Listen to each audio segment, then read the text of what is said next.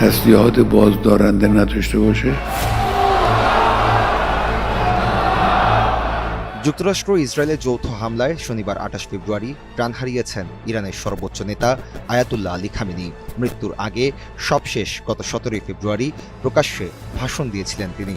তার সেই ভাষণেও ছিল ইরানের প্রতিরোধ সক্ষম হয়ে ওঠার গুরুত্ব।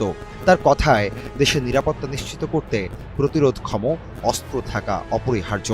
تا فلان برد داشته باشید بیشتر از اون نداشته باشید. ওয়াশিংটন ও তেহরানের মধ্যে জেনেভায় পরোক্ষ আলোচনা শুরুর পর দেওয়া ওই ভাষণে খামেনি বলেন, আমাদের অবশ্যই প্রতিরোধক্ষম অস্ত্র থাকতে হবে। কোনো দেশের কাছে প্রতিরোধক্ষম অস্ত্র না থাকলে শত্রুরা তাকে পায়ের নিচে পিষে ফেলবে।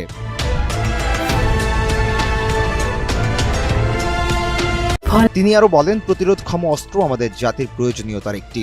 আমেরিকানরা অযথাই এই বিষয়ে হস্তক্ষেপ করছে। তোমরা অমুক ধরনের ক্ষেপণাস্ত্র রাখতে পারবে, অমুক পাল্লার বেশি নয়।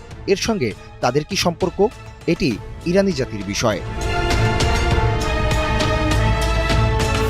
যুক্তরাষ্ট্রের সামরিক শক্তির প্রসঙ্গ টেনে খামেনি বলেন, তাদের মনে হয় এবং যুক্তরাষ্ট্রের প্রেসিডেন্ট বারবার বলেন, মার্কিন সেনাবাহিনী বিশ্বের সবচেয়ে শক্তিশালী বাহিনী। কিন্তু সবচেয়ে শক্তিশালী বাহিনীও কখনো এমন চর খেতে পারে যে সোজা হয়ে দাঁড়াতে পারে না।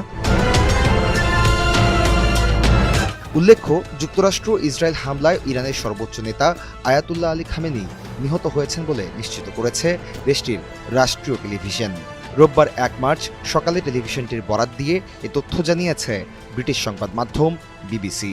বিবিসির প্রতিবেদনে বলা হয়, ইরানের রাষ্ট্রীয় টেলিভিশন নিশ্চিত করেছে আয়াতুল্লাহ আলী খামেনি মারা গেছেন। কান্না ভেজা কণ্ঠে দেওয়া এক ঘোষণায় ইরানের রাষ্ট্রীয় টেলিভিশনের উপস্থাপক খামেনির মৃত্যুর খবর জানিয়ে বলেন, ইরান ৪০ দিনের রাষ্ট্রীয় শোক পালন করবে।